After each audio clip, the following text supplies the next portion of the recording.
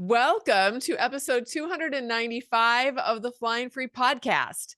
Today we have a guest that we've actually had on the show before, Aimee Byrd. Aimee was a guest on episode 179 where we talked about her new book at that time called The Sexual Reformation. And I will put a link to that in the show notes. But Aimee has actually written so many books. And I'm just going to go through some of them. I'll go through all of them right now, and we'll put links to all of these books in the show notes. But she's written, and I didn't realize, Aimee, that you had written so many books, but I was going on Amazon like, oh my gosh, you've been busy. She wrote Recovering from Biblical Manhood and Womanhood, which I think that looked like maybe your biggest book. Did that get the biggest reaction? It's also my most controversial book, so you know how that goes. Isn't that the truth? Like if you bring up a controversial topic, then everyone wants to hear what you have to say about it. I really didn't think it would be as controversial as it was. So it's very interesting. I think the title is very provocative because that's true. Yeah. So, and if you're listening and you don't know why the title is provocative, we're not going to get into it right now, but some of you will be like, oh yeah. So, a book called Why Can't We Be Friends? No Little Women, Theological Fitness, Housewife Theologian, and I'm noticing like a theme kind of throughout your writing. Do you want to kind of summarize what you like to write about? Well, really, it was my own struggle growing, as an adult in the church and the loneliness of being a thinking woman. So Housewife Theologian was my first book where I was like, man, maybe if we had like a tool for women to talk about like why theology is important, maybe women will care more and maybe pastors will invest in us more. And each book then was another layer from that. And, I cringe a little bit when you name some of these books because I'm like, oh, I'd like to go back and revise, some of the earlier ones a bit, because it has been a learning experience writing these books and putting them out in the world. Yeah. Well, it's interesting because I think sometimes we have this desire to create change in the church, and we think that the way that we're going to do it is by influencing the leaders. And that's not the way at all. Right.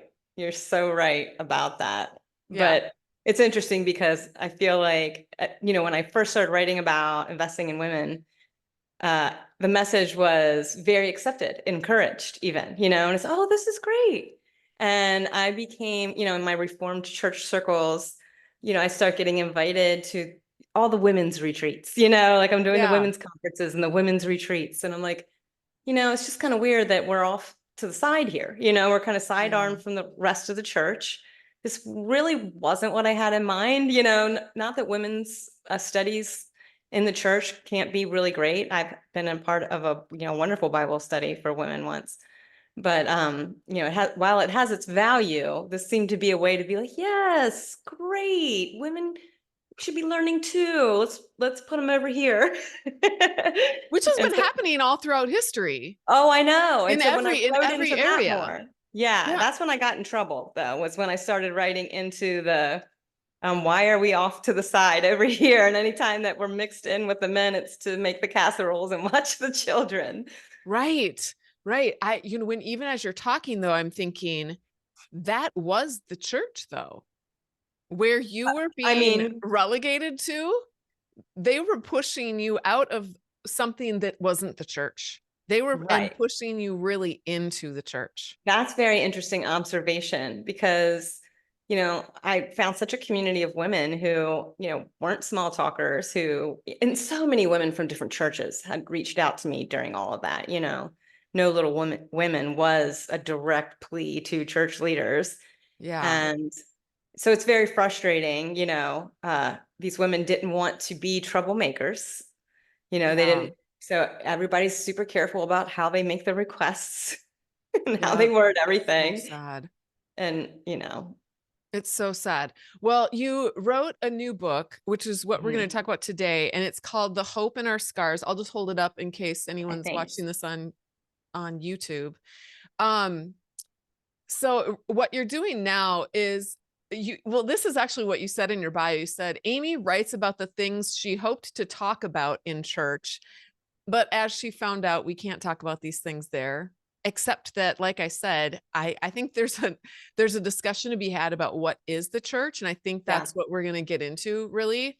Hmm. And because you're going to share a little bit about your experience going through spiritual abuse and how that experience actually birthed this book.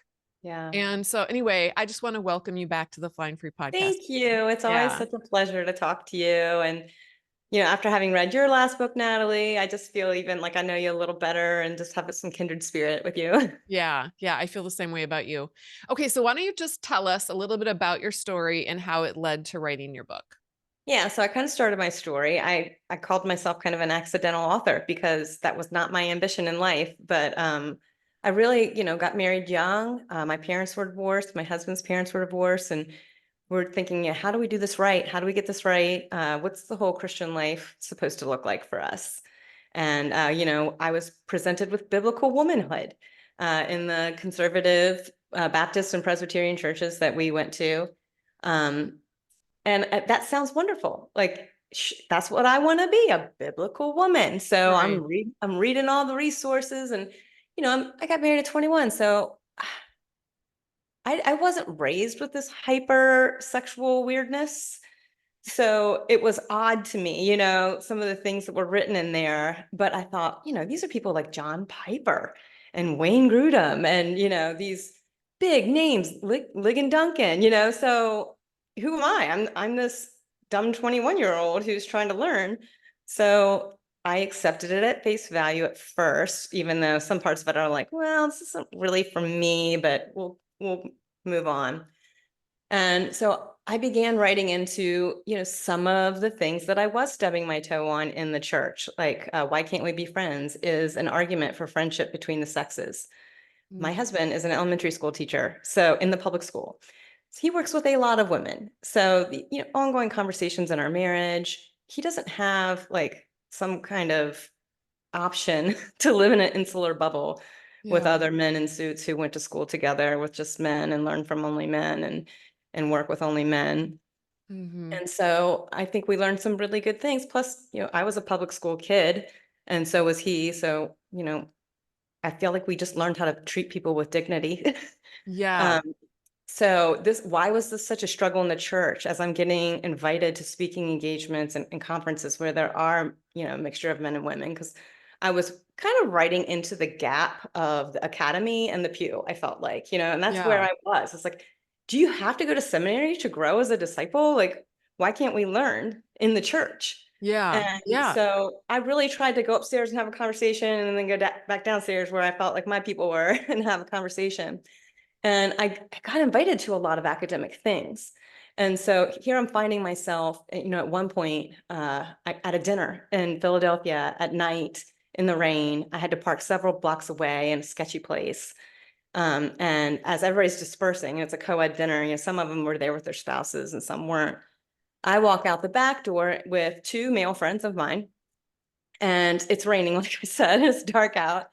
They had gotten close parking spaces. One of them offered me his umbrella to take. Neither of them offered me a ride. So I was like, Um, hell no, I'm not taking your umbrella and making you feel good about giving that to me while I'm, Yeah. not safe walking in the rain at night in the Yeah. city, down two alleys. So as I'm walking up one of those alleys, I'm just thinking of how Unbelievable. angry my husband would be if he knew, that Yeah. people who could have given me a ride, my friends, didn't, because of something like the Billy Graham rule. Right. So that Tell everyone what that is, just in the case Billy someone Graham doesn't rule know. is just basically Billy Graham and another evangelist decided to make some rules to help them on the road because they were away from home more than they were home. And so one of the rules he made to avoid temptation was, not to eat alone with a woman. There were a couple other like little things that he wouldn't, do with a woman. Yeah. And so, now that kind of got blown out of proportion into all Christian leaders need to follow this rule. Seminary students and, women can't get in your car and you can't have any meetings, with women. I'm hearing from young women in seminary saying like their professors won't have the office hours with them like everybody else gets Oh because my they're women. gosh. And it's just ridiculous. So, that was kind of a book of common sense to me, like put some theology behind common sense on how we look at one another as brothers and sisters, which is what Right. Paul calls the church more than anything else. And that's when I started getting some like heavy critique and like, totally mischaracterizing what I'm writing, bad faith critique Yeah. out of fear that, Byrd is encouraging men to have candlelight dinners with women who aren't their wives. Unbelievable. Stupid. Yeah. And so, yeah, and I take faithfulness in marriage very seriously. So that was, offensive to me. Yeah. But, and so from there, I'm like, okay, I'm going to write into what is going on in these complementarian circles, this biblical manhood and womanhood movement. I went back and I reread that book that they put together in the beginning of the movement, like over 30 years ago, which was Recovering Biblical Manhood and Womanhood, with all the contributors. And going back the next time and And looking it's a at it, tome, by the way. oh yeah, it's It's huge. It gargantuan. used to be called the big blue book. Yes. Yeah. But And everyone so had one on their bookshelf if you were a yeah. good Christian. And I'm looking at it this time going, holy moly, like how is this stuff publishable? Weird stuff like John Piper explaining to men that, if you're looking for directions out in a neighborhood in your car and all you can find is a housewife, like how to ask her without receiving direct and personal guidance, because that would be an assault to your manhood. And women shouldn't be muscular, they should be soft, weird stuff, like how to Yeah. hold your wife's purse for her without looking feminine. Yeah. What? And Yeah. but not only that, there was severe error that I'd already started uncovering with Rachel Miller on the Trinity, that they're teaching like that the Son in his very essence is subordinate to the Father's authority, which is just anti-Nicene Yeah. and unorthodox. And then they're using that, somehow transferring that to men and women, that, just like we're equal with men in our being, however, our roles, which they use role like it's like ontological, like it's our being. Yeah. We're submissive to men. So there wasn't anything positive about being a female. It was all about puffing up male leadership. Yep. And so I'm like, I need to really write a critique into this, but not just that. I want to critique this, but I want an invitation to something much more rich biblical theology. Because they're just doing this kind of biblicist take out these proof texts kind of thing and maybe some systematic theology. But I wanted to like, look, what is the story that we're learning throughout Yeah. scripture here, you know? Yeah. So that's when I wrote Recovering from Biblical Manhood and Womanhood. And I really wanted to look at the male and female voice in scripture, the function of that, and how we see that progressing throughout the word. I wanted to look at the nature of discipleship, and what it looks like in the church now. And then I also wanted to go back to this, kind of expand some more on our privilege and our responsibility as brothers and sisters in church. So this book was written about being like a lay person, a disciple in the church. It wasn't about church leadership. I'm just talking about men and women worshiping together and what should that look like? Yeah. And woo-wee, let me tell you. And I wrote this book within the parameters of the Orthodox Presbyterian Church's confessions, the Westminster Confession of Faith. Which is a pretty tightly bound confession. I stayed within those confessions and theologically, and You were being a good girl. I was being a good girl, in some ways, but in other ways, Natalie, not so much, because you can't do that. What's so weird is that all you're doing is you're presenting what the New Testament presents as a blueprint for brothers and sisters in Christ. That's all you were doing. But that is so antithetical to what is being taught in modern Christianity, or in some circles, I should say, of modern Christianity, that there was definitely kickback from that. Oh man, so a whole group formed on Facebook that was like over 1,100 members, and many of them were church leaders. The administrators were leaders in my denomination, but leaders in like different Presbyterian and Baptist churches mainly, but also some ACNA and some other things like that, Anglican Church in North America. And oh my goodness, someone who had been in the group and was not feeling comfortable with what they had seen it progress to messaged me. I didn't even know this woman. She was in her like mid-60s, and she messaged me and she said, I am in this group called Geneva Commons, which I was well aware of the group at this point because they were harassing me on Twitter and other things. And I had a little bit of a history with them. She said, I think you need to see what they're saying about you. And she actually wanted to give me like her Facebook credentials so that I could go in as her and just look. Yeah. Yeah. She felt like she couldn't explain how bad it was. And I'm like, I just don't feel comfortable doing that. I'm like, can you send me a few screenshots? Yeah. I'm thinking I'm going to get like a handful of troubling screenshots, you know? Oh my goodness. She starts sending, and this, bless this woman's heart, I'm not great with technology, but she was another level. She's taking the screenshots from her phone to her computer screen and sending them to me That's like hilarious. but morning to night, I'm getting hundreds of screenshots. The threads were like hundreds, and they're just coming in, and I'm like, these people are getting up early in the morning, and it wasn't just me they were talking about. It was very racist, very homophobic, very sexist. So they were going after other people as well, but I was like their favorite at the time, their favorite punching bag. And so they were, why doesn't she shut up and make us a sandwich? They're taking pictures of me and like picking apart my looks, that I'm looking too masculine. They are plotting to sabotage my Amazon page with 1-star reviews. They made jokes about meeting up at a retreat that I would be speaking at themselves, which I was about to be speaking at when I saw this. But before that, and I didn't know this, and this retreat was for my denomination. It was like the 20th anniversary of the retreat for women in my denomination. And they called the leaders of the retreat, they called the churches that were involved, the pastors, warning them, gird thy loins, beware of this dangerous Jezebel. You've invited a false teacher to teach your women. And so then that caused a huge stir. Like, I didn't know they called my pastor. They're like trying to find out, like, what have we done? I had no idea all this controversy was happening. And I'm about to drive to this retreat, which is in the middle of nowhere. And they might even be there. They were like, if her husband really loves her, he'd shut her up. They started calling ahead of all my speaking engagements, causing trouble, punishing anybody who hosted me.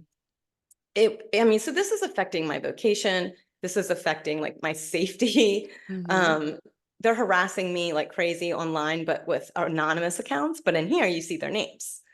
So very interesting. I found out, so one of my elders was in that group of my own church, which is only a church of like 175 people. So this elder had, eaten dinner at our home. He was my son's youth leader. We, had dinner at one another's homes.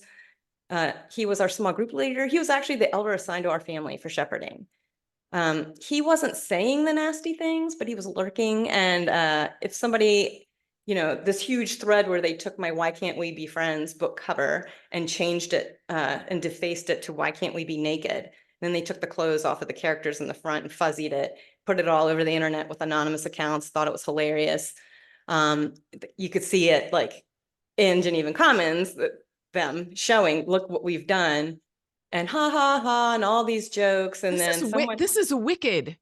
Yeah, Aimee, this is pure wickedness. This is like satanic wickedness. It was downright vile. Like they used memes of me as like transgender, like a transgender woman and things like that. I don't understand. I honestly can't wrap my brain around how people like this think that they are being like Jesus Christ. This is like, these are pastors and elders.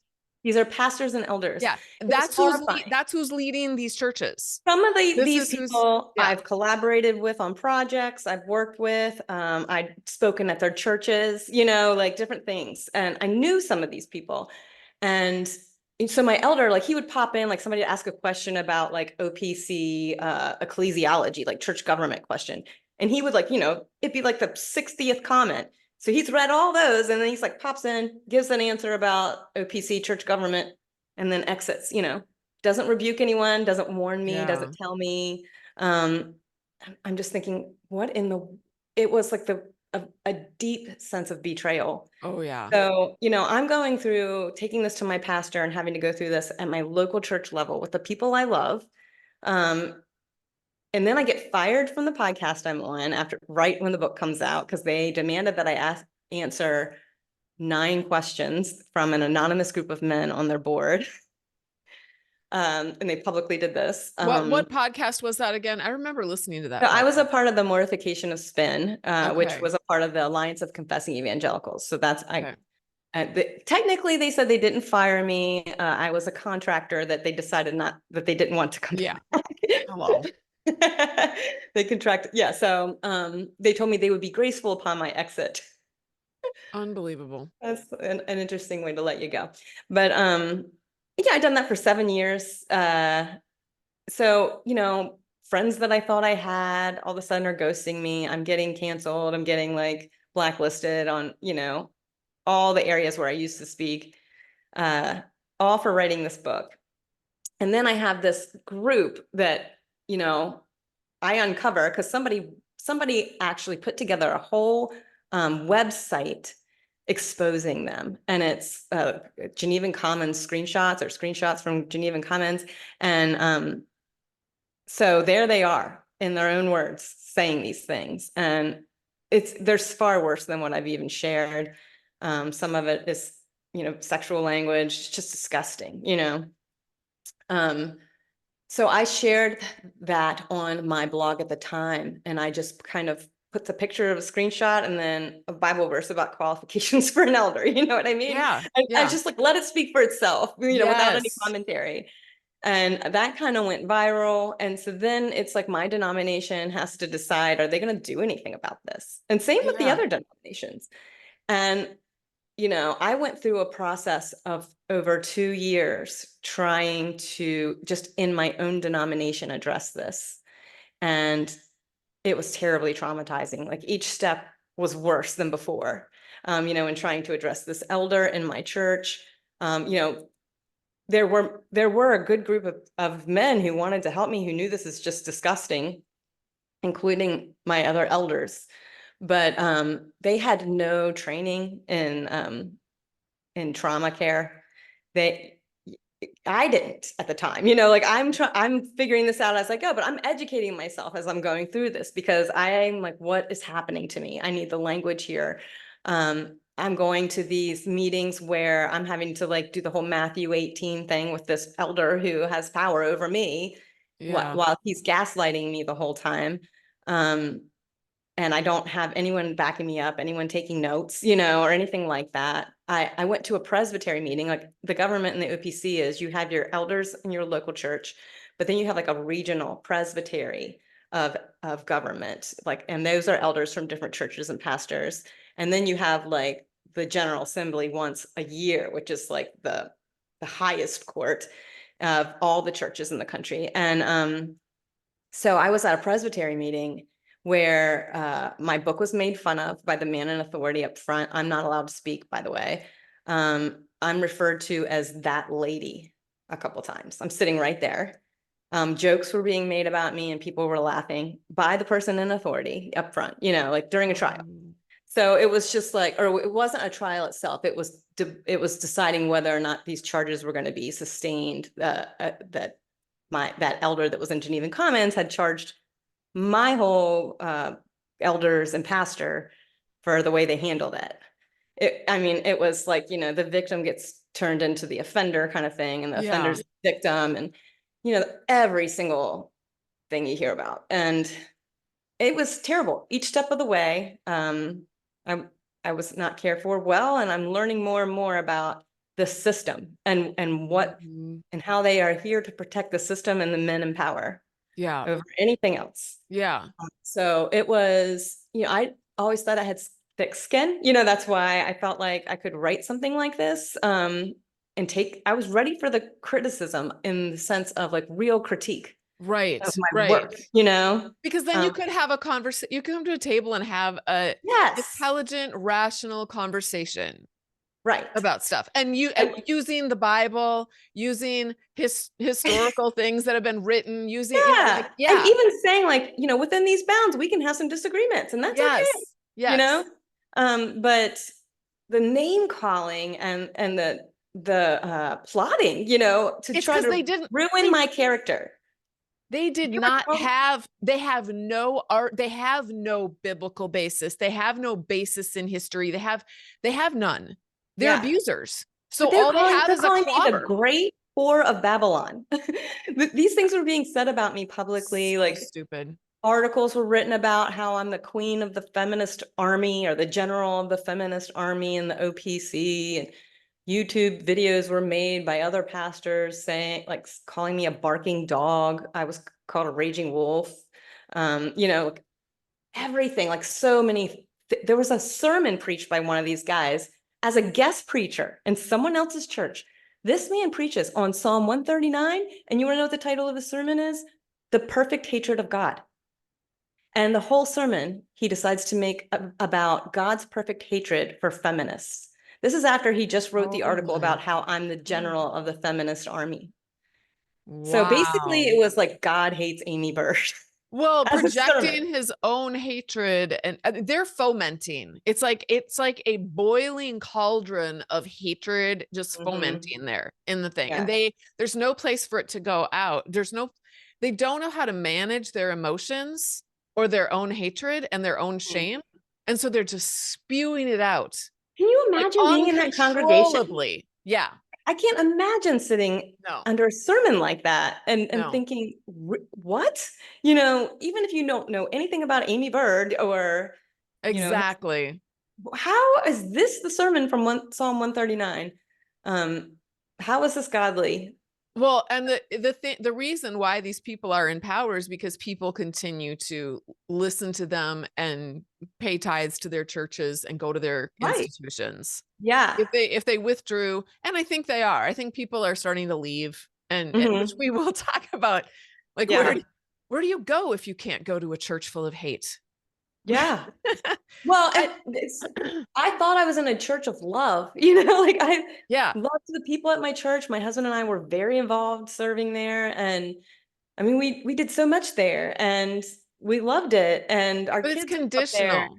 It's It conditional was on what you believe. shocking. Yeah, And so to go to these people for help and to realize that you're not going to get it, that you're not safe at your own church, yeah, I started, like, my body started keeping the score, right? Like the yep. Van book, and I started to experience like brain fog, like I've never experienced before. I went hiking for 4 hours with a girlfriend and came back to the parking lot and realized my car was still running the whole time. Oh, You know, wow. like that's scary stuff. Like you're like, Yeah. I can't even trust myself right now to keep my car Your car off. Yeah. locked and off, and you know, like everything was just crazy. And so that's when I realized, oh, like this is trauma. I didn't want to Yes. say those words. And if I used those words, these people would come after me and like, oh my gosh, Aimee Byrd's whining, Oh, yeah. you know, Yeah. about abuse. This isn't abuse, you know, have thicker skin. Yep. So it was just maddening. Yeah. And this was church. And so yeah, I definitely was wounded pretty good and clobbered. You know, I just felt clobbered. Yeah. And what am I gonna do? Like it just makes you ask the big questions over again. Like, is God who he thought he was? Yep. You know, where do I belong? You know, what do I believe? Yeah. So that's what led me to write The Hope in Our Scars, because I did find Christ intimately present with me through this. And there's a lot of really good books written on deconstruction right now. I think they're very important, and I'm so glad that people are telling their stories. Um, and you know, I've had to do a bit of that myself, you know, a good bit of that Sure. myself. Sure. Um, but I wanted to write not about like this kind of sentimentalized hope that people want to talk about, but the gritty, dark side, really, of hope, and also the beauty that can come out of it. And Yeah. so, you know, for all those who are kind of like, what do I do now? What do I believe? Like, what is church? You know, all these Mhm. questions.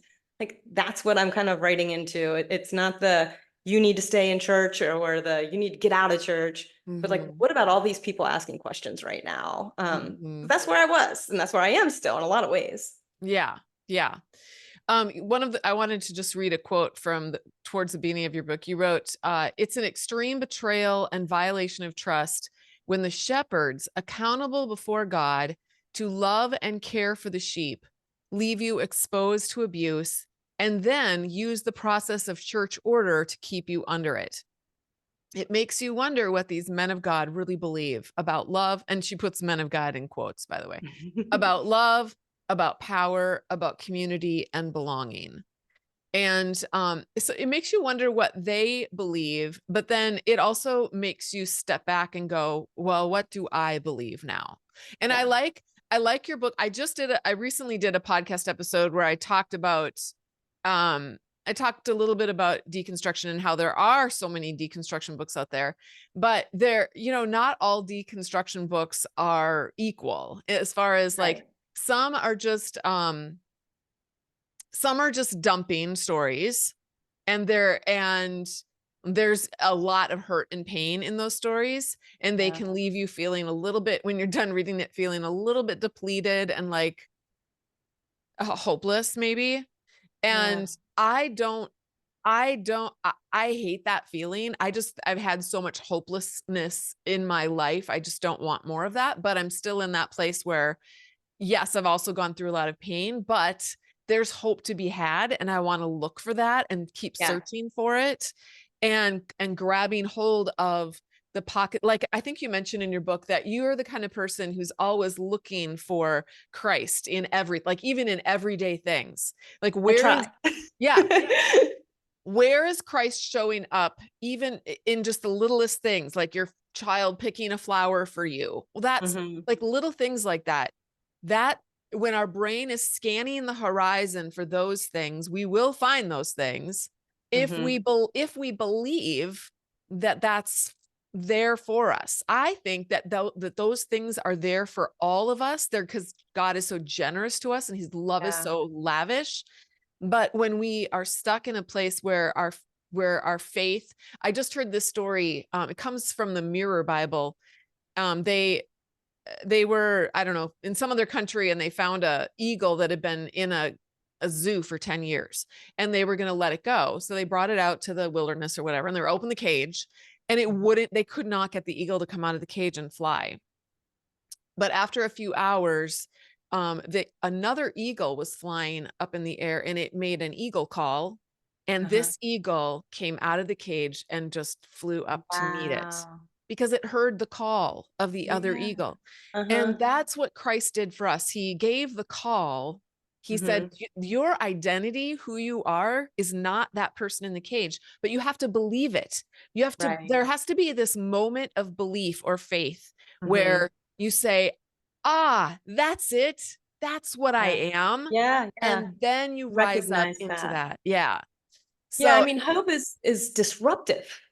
It's not sentimental, it's disruptive. And it calls things into question. It calls the very present that you have made commitments to into yes. question. And Yes, it it does. kind of invites you to look again. And so you can look again at the same picture, but see something else. Well, And that is invitation. yeah, you see what your hope, I think what we hope in, or what our hope is that's what gets called into question. Because Yeah. like even you going to your church in a plea, and other people who have gone to their churches in a plea for help, our hope really, we found out later, wow, I Mhm. really hoped in my church that my church Yeah, was connected to God, and my absolutely. church Yeah. was going to be, an ambassador of Christ to me. And that's not true. That was like a false hope, because Yeah. It's that very just scary. didn't fall through. Yeah, I had to call a lot of my own things into question, like what attracted to me to that denomination, what attracted me to that church. And, Yeah. I feel like it was this, I wanted this sense of certainty. I wanted this sense of security, and I didn't realize how like much of a persona it was, like Mhm. if we can get all these doctrines precisely right, and I thought that doctrinal precision would actually lead to sanctification. And seeing these leaders in the church, one of the biggest shocking, disillusioning things, because this is all disillusionment, is to see how immature these leaders were. And I used to Yeah. say spiritually immature, but it's definitely spiritually immature, but emotionally babies, and I'm not just talking about the ones coming after me. I'm talking about the ones that I went to for help, like just emotionally were stunted Yeah. in their growth. And so, and just basic maturity stuff. And that made me realize like, okay, this is also part of the reason why you can't handle women, like Yes. they had like the middle school, the mentality. So that was so disillusioning to me. But then I realized like God is so much bigger than this, Yeah. system that he's being put in, so it was a good disruption. I think that Yeah. disillusionment was a severe mercy in a lot of ways, because I don't know what it would have taken for me to get out of that, and it was a pride, there was like a sense of elitism, I think, in that denomination. Mhm. Um, and, hope, Walter Brueggemann talks about how subversive hope is. And he talks about how the present is both much darker and much more glorious than we want it to be, or than how we look at it. And it can't be co-opted by the managers of this age. And I think that's what the church is trying to do in a lot of ways, not just that denomination or my church, is, co-opting God and Yeah. managing us. Yes. Yeah. I think there's a little story that I heard somewhere at some point in my life and tell about two little boys in a bedroom. They share a bedroom, a bunk bed, and their parents tell them a rule, give them a rule. And the rule is once you're in bed, you can't turn on the light. You need to keep Mhm. the light out. You can see parents like lights out, we go to bed, we don't get out, and we don't get out of bed either. Yeah. Don't get out of bed, don't turn the light on. It's like these people, these churches have these, we like the rules because they tell us what to do and they keep us safe. Like now I know what Feel to do. secure. Yeah. Exactly. But then what happens when the little brother falls out of bed and he's crying and he can't find his way and can't figure it out and doesn't know and he needs help? Yeah. Does the other child say, well, I'm going to follow the rule? Mhm. Or does he have enough self-awareness and enough emotional intelligence to say, well, this is a situation in which we need to break the rule for the sake of love, to help someone get back into bed? Right. What was Right. the rule there for in the first place? It Exactly. was so that we could get our rest. But Uh-huh. how is this little boy getting his rest if he's on the floor crying? So let's help him get his rest Yeah. by breaking the rule in order Mhm. to do that. Right. And Exactly. But they're there's not like able to no do that. trust. There's like no trust for regular people to be able to have that kind of freedom and belonging to Yeah. grow that God gives us. Yes. Yeah. Well, and I think that life on earth is messy and people are messy.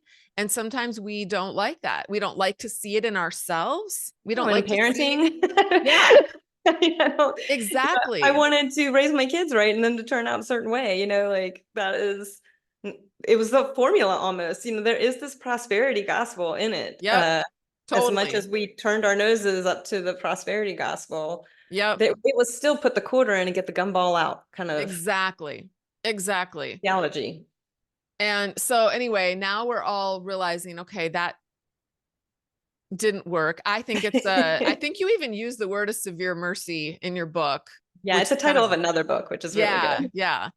Um, and I think it is a severe mercy because I think until we really embrace ourselves, our inner mess, we're never really going to be able to because God does. We're Yeah. never really going to be able to truly embrace the messes of other people and love them right where they're at. If those leaders had any, emotional intelligence, self-awareness, Christ love within them, ability to see themselves and embrace their own shame and, and really have faith and trust in the gospel of Jesus Christ, their reaction to you would have been one of, tell me more. This is very interesting. Let's have a conversation. They might, maybe not agree, but still be willing to have a conversation with you, maybe draw some other women in, maybe, it just would have been a completely different response. But that's not what their whole system is not, their whole theology is not set up that way. And so they're really stuck in cages as well. the door is open to them also, but they're stuck in a cage and they feel safe and secure in that cage. So they're going to scream and yell at anyone who's flying. Instead of meeting them up there and flying free themselves, they're going to scream and yell obscenities at them because that's where they're at in their own lives. And it's really sad. Yeah, I mean, I found how impossible it is to get a leader in the church to apologize, Yeah. to admit to harm. Yeah. And if they did, like, where my elders apologized in some parts through the church court process, it was weaponized against them. So, Yep. I mean, it's the opposite of the gospel. It's the opposite of the Christian message. It was Yep. so strange. And I'm sitting in that presbytery meeting, watching these pastors and elders behave as like kind of bad lawyers, parsing the book of church order for 2.5 hours. And there was no love and there was no Christ. And it Yeah. was kind of like come to Jesus moment for me, because I'm like, you're not here, Yeah. Yeah. with all these spiritual leaders, like, this place is dark. My husband and I got in the car afterwards and we were like, both of us wanted to stand up and like object and say something. Cause I mean, I literally was being mocked and we weren't allowed to. And our pastor had charges against him. So we thought, if we do anything, it's going to like fare badly for him, because like that was a huge theme. It's just like leaders get punished for supporting me. And we got in the car and we're like, we should have said something, and I'm like, yeah, but we weren't like even able to. And Matt looks at me and he goes, what are they gonna do, throw us in OPC jail? Well, okay, That's I was ridiculous. just gonna, yeah, I know. I was just gonna ask you, because I get that, because I understand that feeling, like that they have power over you and they can ruin your life. But once I got out and had a few years under my belt of living in Yeah. the real world, I realized, oh my gosh, it was just like a little sandbox that they're playing games, like they're pretending to be That's what I these, mean. It was like they were in yeah, costumes. It was like full yes, persona, and they were in costumes, and we're like following these ridiculous rules. And I know there has to be order, in any courtroom or whatever, there has to be order, but it was, this isn't a how courtroom. do This you is a not hear from church. the victim themselves? Like, that's ridiculous. Okay. I don't even, I just, I really have a hard time understanding how, I don't know. I don't know why people in that sandbox don't just go, what am I doing in this sandbox? I'm going to go to the beach. I'm going to go play on the beach. There's like thousands and thousands of miles of beach for me to play on. I don't have to be in this sandbox with these 6-year-old boys But that you are don't dressing realize up. the water that you're swimming in, and No. Yeah, I you're was right. I was talking with I had all of these leaders also within the denomination, older ones, who were about to retire kind of thing, who were fighting for my cause, and they kept, hoping that we could have change and all this stuff. So I was thinking like that maybe, I was trying to get third-party investigators in and all this stuff. And I'm meeting with a therapist who specialized in spiritual abuse, and he says to me, Aimee, why do you think that you have to be a missionary in your own church?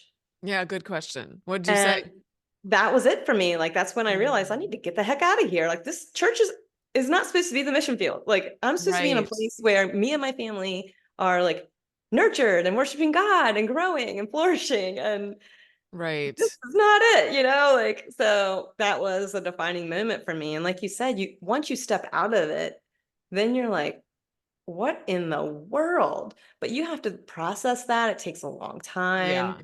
And that's what I try to help to do in the Hope in Our Scars too, is to say, like, looking at our wounds and naming what's happened, that is an act of hope. Like, Yeah. naming the darkness is an important act of hope. And because then that helps kind of reveal what our longings are, what it is that was harmed, what was taken in this, from this, because things are not as they should be, obviously. Yeah. And that's where I just think I'm sad. I'm sad for these leaders. I'm sad for these churches that are caught up in these kind of systems, because there's so much beauty in God's word, and there's so much Mhm. beauty in each person.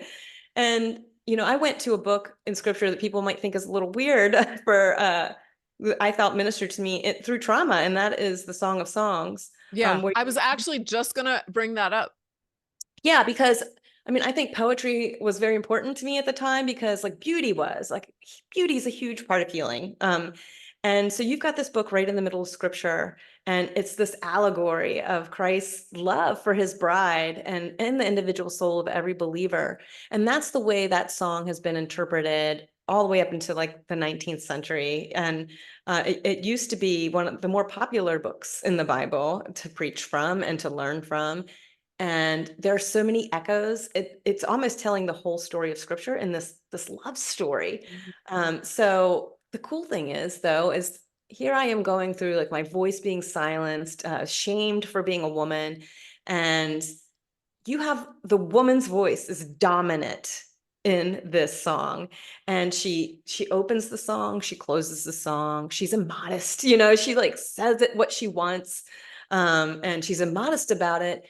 And she names her abuse, she names the Yes. harm, she names harm from spiritual leaders too. She gets clobbered. There's 2 night scenes where she's like looking for God, like she can't find him. Oh man, I can totally feel that, right? Like how Mhm. often are we like, where are you, God? And so I feel like she directs our desires. She gives us the words like, oh, I can speak to God like this. He wants me to, and in his voice, he's saying like, he's calling her out from the clefts of the rock. And he's saying, let me see your face. Let me hear your voice because your face is lovely and your voice is sweet. And that's what God is saying. And Yeah. I really felt those words from Christ to me, and it's evangelical, really. Share about Yeah. who I am, share about my love. You have this picture in Exodus where, Moses wants to see God's face, and God kind of grants showing him his backside because he can't see God's face and live. And that brought so much glory to him, right? That he had to like veil it. And here we have the incarnate Christ figure in this allegory calling his bride to see his face. You Mm. can now look at my face, and because of Jesus. And I just think that's so beautiful. And now I want to hear your voice. Mhm. So there's so much in there, but I just felt like, so I really felt what the church fathers and mothers used to say, that, if you want to find Christ in the most intimate way in his word, go to the Song of Songs. They call it the Holy of Holies of Scripture. Wow, that's so Yeah, beautiful. it Yeah, really is. I loved how you brought out the experiences that she had that so many of us have experienced. It's so healing to see that in the Bible because some these spiritual abusers will use the Bible to Right. actually say the opposite things, Hmm. and it's not true. And it's so comforting to know God is not putting his stamp of approval on what these people are doing, on these people who are No way. victimizing other people. Hmm. Really, people in leadership and power roles victimizing the people underneath them. It's just it's really sad. It is. And it's, we all know the opposite of what Christ was preaching in his Yeah. ministry. So, that's what I wanted to do, is really point to beauty and to healing, and not a formula of, and now you'll feel better and find the perfect church. I'm pretty honest about Yeah. my own search in there, which is, a hard one. Mhm. And, I think it's okay for us to lament the state of the church right now. Yeah. So speaking of that, you kind of described a lot of different types of churches that you've tried and you're just kind of wandering through. I'm I'm wondering where you're at right now, and also I wanted to read 5 statements that you said about a church that we need, Okay. and maybe have a discussion about where to find that church or where that church is. Okay. You said at the very end, you described a church that we need as a church that sees what is real, a church that sees Christ, a church that sees Christ in you, a church that sees Christ in the earthy otherness of every other, and a church that sees beauty, goodness, and truth. So where is that church? In your Oh, opinion, just man, based on yeah. what you've gone through, and I where don't are you at in your know. thinking? I don't know. I mean, I feel like, we can talk about the church in the corporate sense, which I'm still looking for. Like my family is going to a Methodist church right now that is right down the road from us. And the reason why, we're not really Methodists and we haven't joined this church, but we've been going for a while. And there's some things we really love about it. And then there's some things that we really wish were different about it.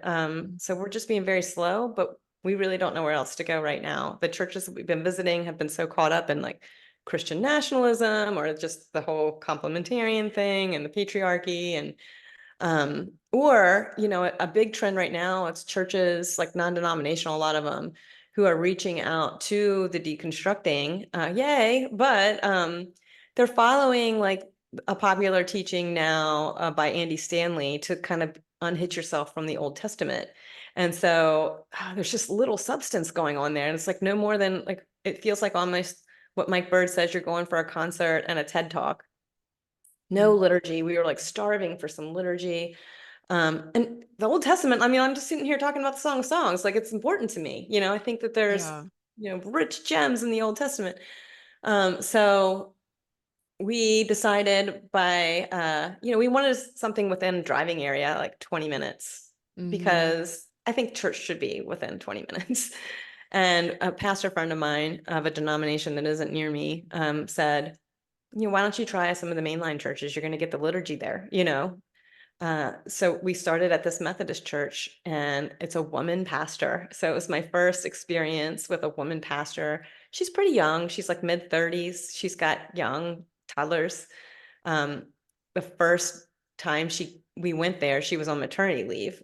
She had 3 months maternity leave, which I just thought, wow, this church is running pretty decent without the pastor, which to me showed that, okay, she's okay handing out power, and when she came the first day, it was like the most amazing thing. I walk in and she's got her 3-month-old kind of attached to her on one of the carriers.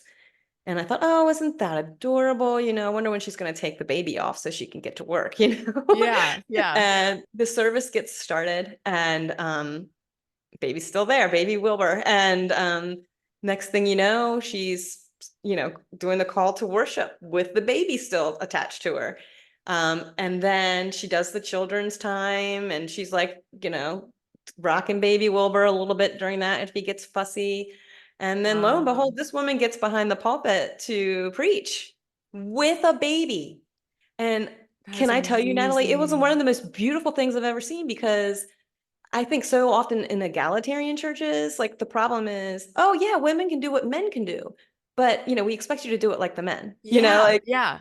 and this was something very different. Like I'm thinking about, back in the day with women, just having a baby and attaching to themselves to pick corn or to pick cotton in the cotton field. But, this was choice. This is power right here. That she is, you see the men who never would hold a baby while they're preaching, they have somebody else watching their children so they can do the most important thing, right? Yeah. And here, I felt like she just said, hold my beer. Yeah. Yeah. Could not, because even then somebody else is holding your beer for you. It was just like amazing.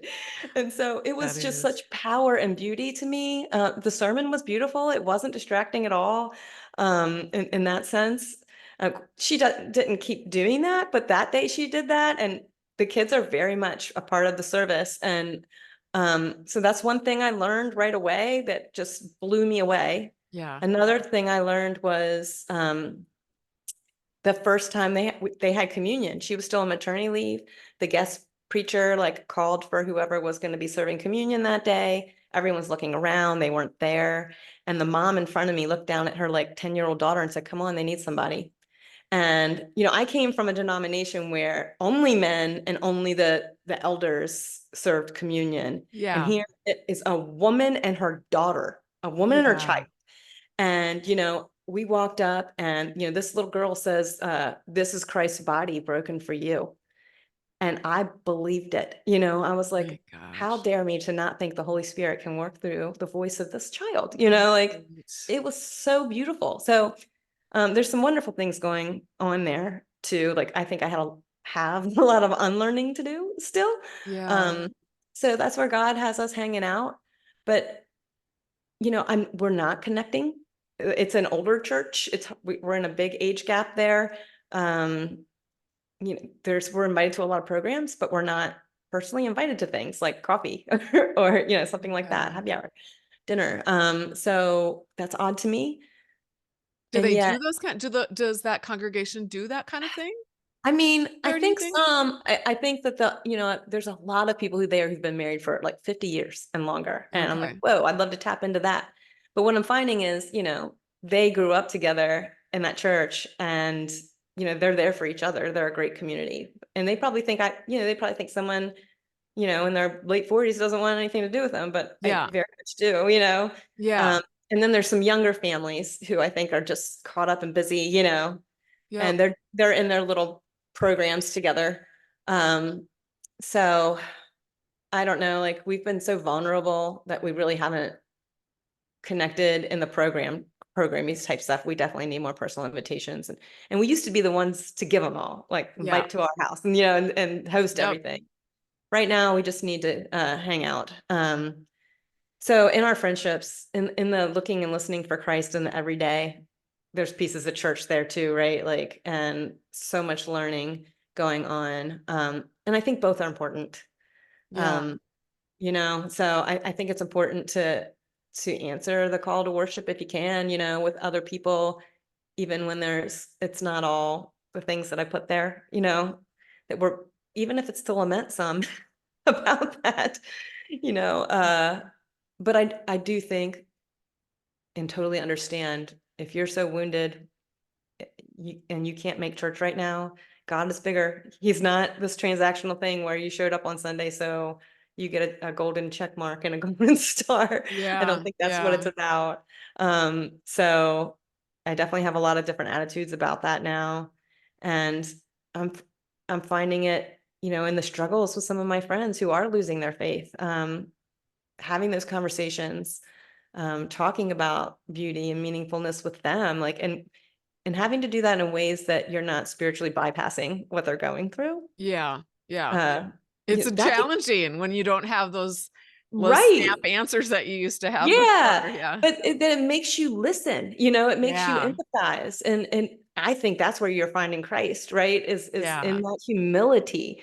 So not in the spiritual language that we like to use to feel like I just perfectly witnessed to this person. I feel a lot different about apologetics now. Yeah. Um, and those kind of things. So I feel like I'm learning and looking. Mm-hmm. That's where I'm at Yeah, too. church is where Christ is. Yeah, I was gonna say, I mean, eh, we're experiencing it's sort of two different things. One is the Church of Christ, which is just the global church is just people Right. made of people that are choose to follow Christ, have chosen to answer the call and go flying. And and we're doing that right now. I mean, we're the church right now. And I'm thinking of like even there are women listening to this in their cars or their kitchens or their bedrooms or their office spaces, listening to this podcast, and their hearts are, you know, their hearts are it's like a spiritual thing. Their hearts are joining with ours in Hmm. this desire for Christ and the desire to be united and to be one. And Hmm. that's happening. So that's happening. We can't see it. It's not like a visual thing. But then Yeah. there's also the church that and there is something to be said for community where, Yeah, for I sure. mean, it's healthy. It's just healthy Uh-huh. for humans to have Right. community and to have community around that mutual love for Christ and Mhm. remembering what Christ did for us and encouraging one another and building each other up, which is what all our entire desire was for that originally with the other Yeah. churches, right? And we need I one another to read the word, I think. Like we need each other's eyes and ears. And Yeah, to get all the to get more of the layers and nuances out of it. Absolutely. Yeah. And I love the sacrament of communion. I just think that there's something mystical happening there.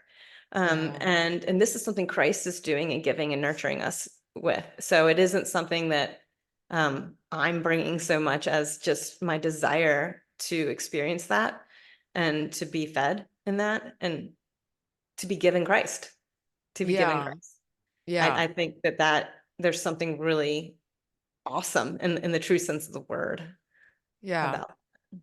So I have a question for you. Just this is not really, well, it's kind of on topic, but it's what you just said. I was thinking about that actually, the sacrament of communion, for example, because I am not going to church right now, and that's something that I'm not, so that I'm not doing that right now. Yeah. But then I wondered if I was wondering what Jesus meant. Like, did he mean for us to go and do this, like this specific ritual? Or is Mhm. that something that we chose to do? Or what was the heart behind it? Like, was it to break bread with one another and to remember Christ as we break bread with each other, and to do that, on a regular basis, so that we are always just circulating that love and that devotion to Christ?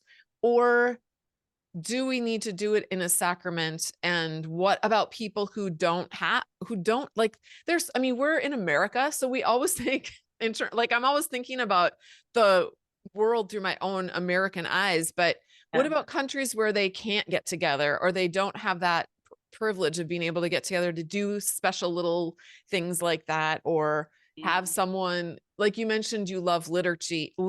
My husband grew up Catholic, so he loves that, all of Mhm. that ritual and liturgy as well. And but what about people who can't have that, and they're still the Church of Christ as well? So how do we, I don't know, what are your thoughts about that? Yeah, I mean, I think, man, that's something to really study that I would love to get into more. When you look at the early church and, early interpretations of Christ's Last Supper and then, institution of communion, you see that there were love feasts, at church. People are meeting in their homes, right? And they're having love Yeah. feasts. And communion was done during the love feast. So, what we're doing now, especially post-COVID in a lot of churches, they're still using the little packets even, but what we're doing now is so different than, how it was to begin with. So I think that's something to look at right there. And what you're saying, definitely. I mean, why do we pray before a meal? Is we're recognizing and inviting the presence of Christ at the table with us, right? Like, Mhm. but it's also, I think, an act of hope to that day when the first thing we're going to do Yes. is we're going to feast. We're going to feast. And Yeah. so I do think there's something mystical happening in and I hate to use like the institution of the supper, but like, in the presentation of it, in the words that Christ said when he presented the bread and wine, and then, you see it in the Emmaus walk too.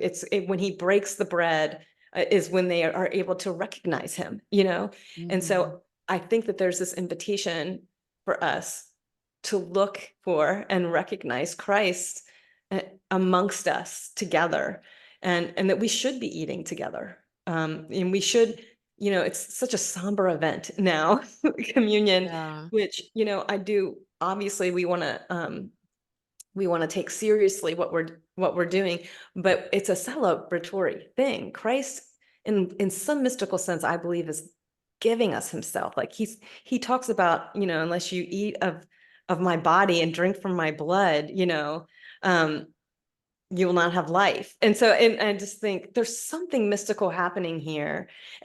So the church services in the early church, for like the first 1500 years, was centered on communion, on Eucharist, and it was mystery. And then we get into all these debates about, is Christ really in the bread, and what is really happening here? Is it just a memorial, or a remembrance, or is there something actually happening? And can the crumbs drop on the floor, and all these things, right? Mhm. Transubstantiation and all Yeah. that. Yeah. And then the next thing you know, during the Reformation, the pulpit becomes the center of worship and the preached word. And it wasn't that way. Not that preaching wasn't long and being done, but, and seriously, a part of the service, but all of a sudden the communion gets moved to the side. And so much of the power gets taken out of it too, because it's now centered on this man who's serving it and all of that. So I do think we have a lot of questions to ask there. And, what would that mean in an informal way? Especially, when you say Christ saying, when 2 or 3 are gathered together in my name, I'm with them. There's a lot of things to talk about there, and the fact that so many of these churches were house churches to begin with. So that would be a great thing to really get into, I think. Yeah. So what are your thoughts too then about like on people who meet online, who have found pockets of community, but maybe not in their neighborhoods or in their cities, but online? What are your thoughts about that? I mean, obviously it's great to find something, right? If you can't find it in your neighborhood, then good for you for keeping looking, and we have this technology now. That's fabulous. So I'm not anti by any means.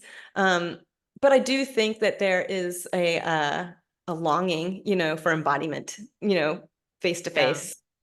There's something in that. And if you can find something like that, I think that there's more to it.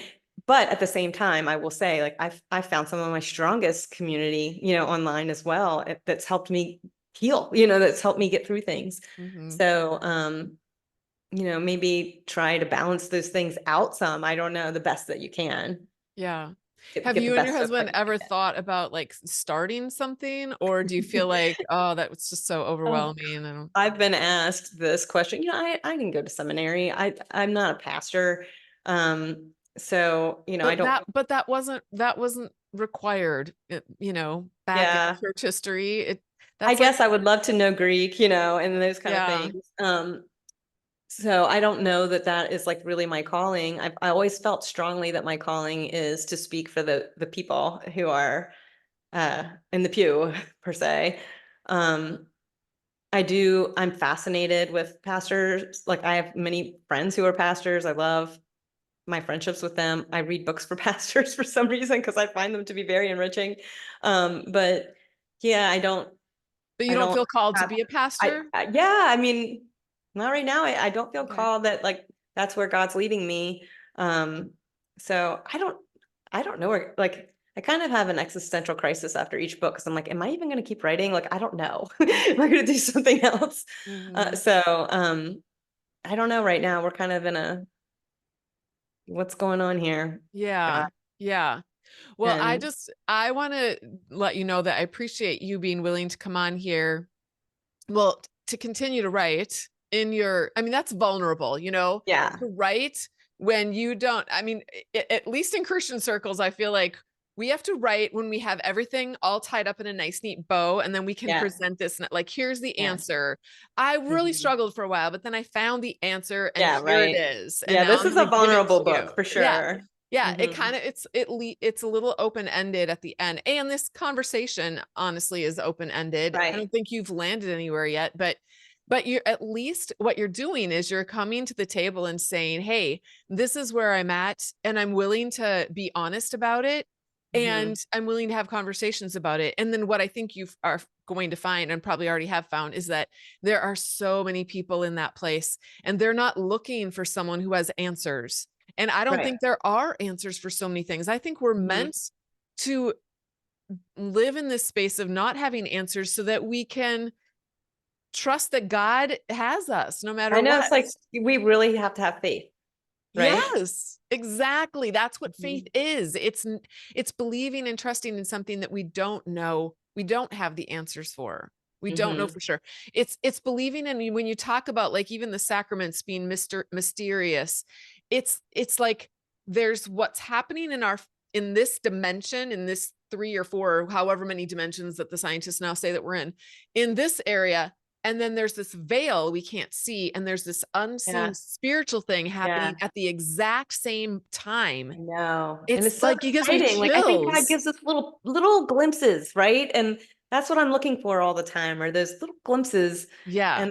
And that's why I love to read the contemplative writers, stuff I liked in my early 20s that I thought, oh no, I'm getting too into the Oh mystical yeah. side of things, and I need to be more certain.